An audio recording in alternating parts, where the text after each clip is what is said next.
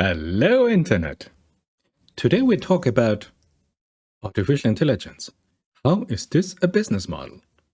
Now, let's have a look at the first slide. On the left side, we have our input data. Our input data, let's make it very simple, sentences.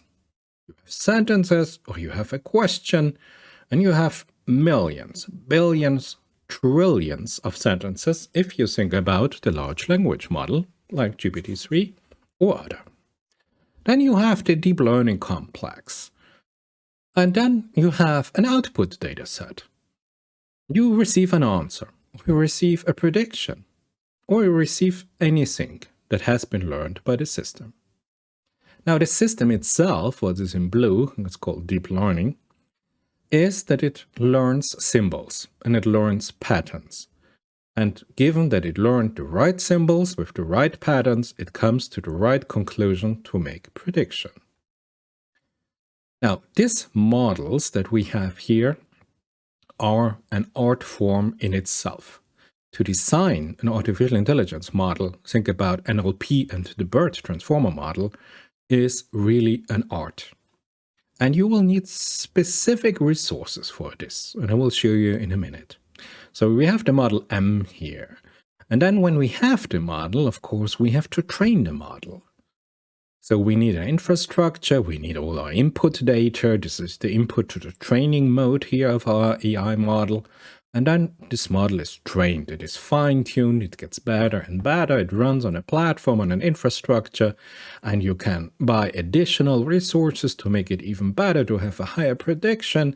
You can evaluate it, you can give a certain degree of certification to it, and then you deploy this model, and everybody thinks, hey, this is now where really the value starts. Now I deploy my model. Let's say you have a call center, and suddenly you have no human anymore in this call center, but you have an artificial intelligence NLP system. And it is able to answer all the questions, but because it has been trained on a knowledge-specific domain, all the sentences in this call center received, all the questions this call center received in the last 5 years.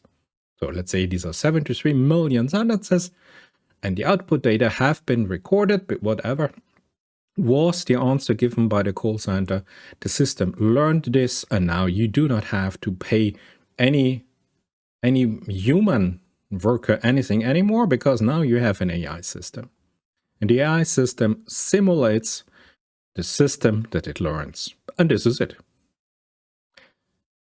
And you see already the shortcomings and the problems and the opportunities for some new technology to be employed or deployed in a market.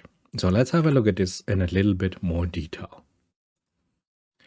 We have different building blocks. Let's say we have the government, we have the society who provides the data, then we have one of those big cloud companies, let's say this is Microsoft, then we have a client, and there's where the business case starts. So let's have a look at this in detail. At first, the data provider. We need a lot of input data to train our system on. So we need the input data, and we need the data that what happened afterwards, what came out of this exercise. And you have all this in a beautiful time frame that all members of society, I don't know how many billion people are on social media platforms here on this planet Earth, but those people provide the fuel, the data. The data buys the society on social media, the news corporation, the news outlet, think whatever news station you like, the publication. If you're in a scientific area, let's say physics, mathematics, chemistry, biology, medicine, you have a lot of domain-specific publications. You can read all of these publications and train your network on. But even if you have movies, or you have YouTubes, or you have anything at all with some video context, and there's some whatever going on, you have subtitles. YouTube provide you or auto-generate subtitles to everything. You can read these subtitles. The subtitles are sentences, and again, you have an NLP The sentences are the main fuel for your AI system. Or people come together and they define Wikipedia, Wikidata, Wikigraph, Wiki whatever. So subset of community encode our knowledge in, let's say, Wikipedia. So you read all of Wikipedia sentences, just some billion sentences, no problem at all for big cloud companies. And you have all the books. Maybe you know Book Scholar or Books whatever. Whenever a book is digitalized, you have the book, and you can have millions and billions of books. So this is society. Society provides the fuel. Society provides the data. And then, of course, you have the government. And the government is the public policy regulator. And it says, hey, I watch out for my citizens. Nobody should ever be have a limitation in his rights of freedom, right of speech, right of whatever. So I regulate how the AI system can have an impact on my society. If an AI system decides about member of my society, about children, about education, about recruitment, about who is applicable for certain grants, what about is the social system, what about the health system, what about medical diagnosis systems, whatever an AI will decide will have a direct influence on my society, so I regulate here something. The way AI can operate, should operate, the conditions I define as a regulator, as the government, that AI providers, like a cloud company, they should be clear obligations. If you run an AI service, there are certain limitations, there are certain regulations you have to follow.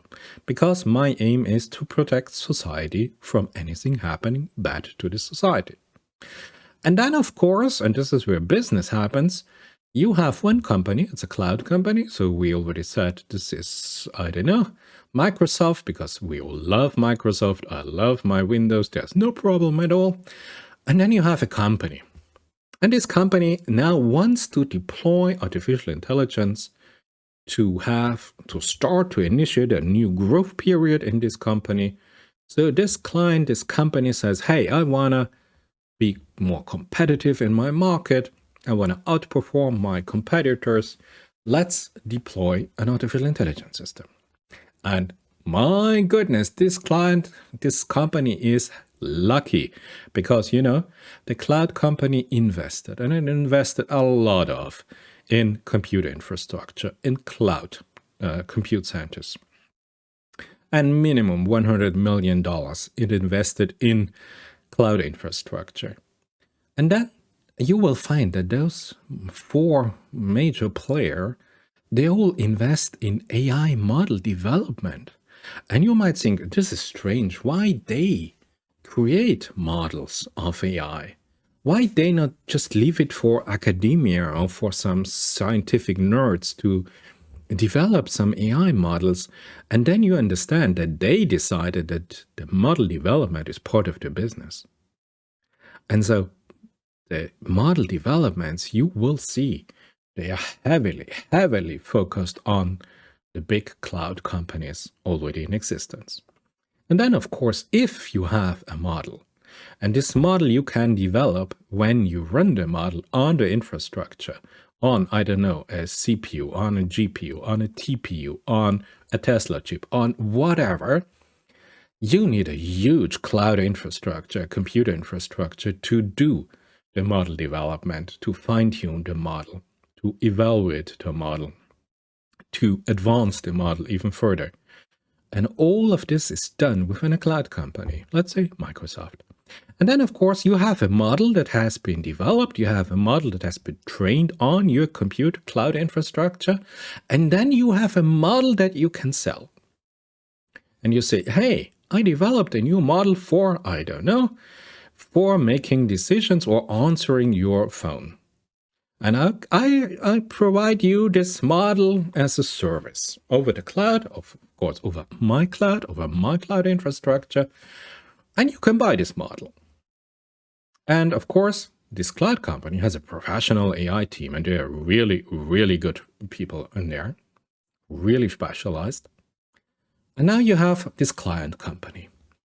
And maybe in this client company, if it's a data-intensive company, they have 5, 10 people who are really expert in data science and data engineering and whatever.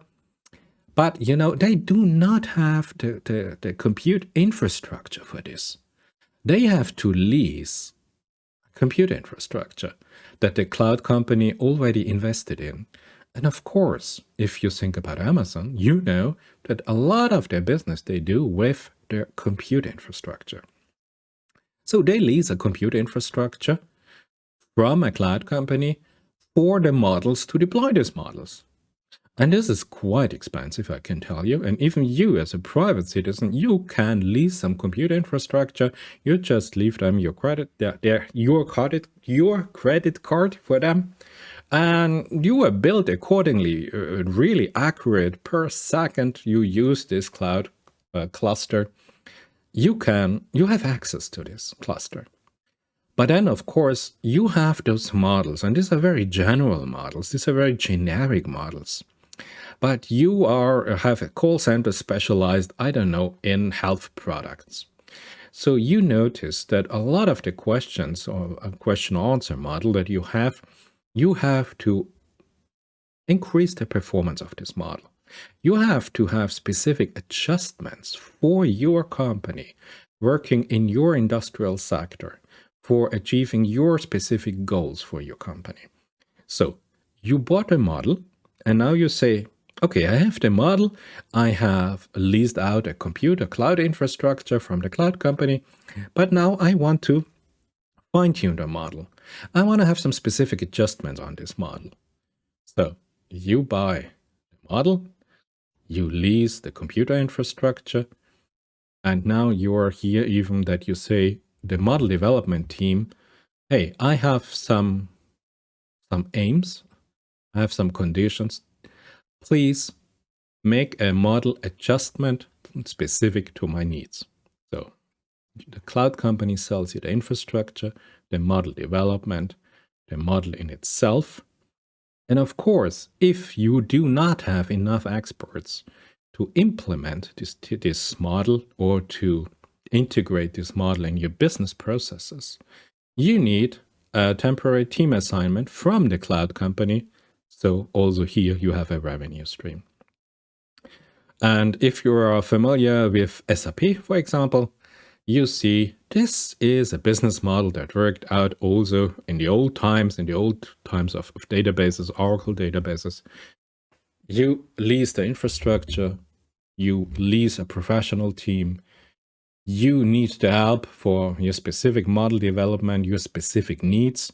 And of course, at first you need to buy a model that you further then can optimize. And this model will be further advanced by the cloud company. The model development will come out every year, each year with new developments. And the cloud infrastructure, the cloud company invests a lot in the speed and the precision of the cloud cluster. So they will have better cloud clusters for you. Every year you can improve your performance. But you see, the ecosystem lock-in happens, and this is why I would give you just a thought. Maybe you prefer some open source software. Maybe you prefer some system that run on, I don't know, in the simplest case, on PyTorch and TensorFlow. The more you specialize and the more you have a lock-in to a specific piece of software, a specific piece of hardware, the more inflexible you will become, and you will be, I don't know how to say this, you will be locked to one of the behemoth companies that you have in your specific, in your industrial sector. So make some wise decision when you decide to lease some infrastructure, adopt some models, adjustments for these models. Try to be here in the open source sector. Try to build your own knowledge about infrastructure, about the process resources, the integration in your business processes to make your whole team data aware. What are all the interlinks between this? And of course, there's an interlink, maybe I haven't mentioned yet, between the government and the cloud company. Because think about how many cloud companies do you know? If I ask you right now, you might say, well, Microsoft. Maybe you say Amazon, if you know something about S3 buckets. Or you may say, hey, Google. Yeah, there's Google Cloud, of course. And then you say, well, I think in massive parallel, there's something like Databricks coming up. But you see, you just have some names. And this is the interesting part of this, because the amount you have to invest in your infrastructure and your team, this is not easy for any other company to mimic you or invest the same resources. And of course, there's an interlink between the regulator and the cloud company. The regulator itself will depend on a certain time, will depend on the services of the cloud company. Because the cloud company, its services will expand. And whenever cloud company has either the side of the industrial sector or the side of society, some interface, where some data flow, where some information flow, where some value flows, where something that concerns the right of individual persons, the regulator is interested. The regulator needs data. The regulator needs some basis for its decision to regulate this company. So there is an interesting dependency. If you think about it, there are some really high-level dependencies going on between the government as a public policy regulator, a dominating cloud company, and all the different companies within their industrial sector and with their business model, if they want to start deploy AI models. This is a really interesting structure. This is a very simple schematic visualization of a simple business model that can happen. But you see, this is it, a new innovation to deploy AI in almost all industrial sectors. And I see you in the next video. Thank you.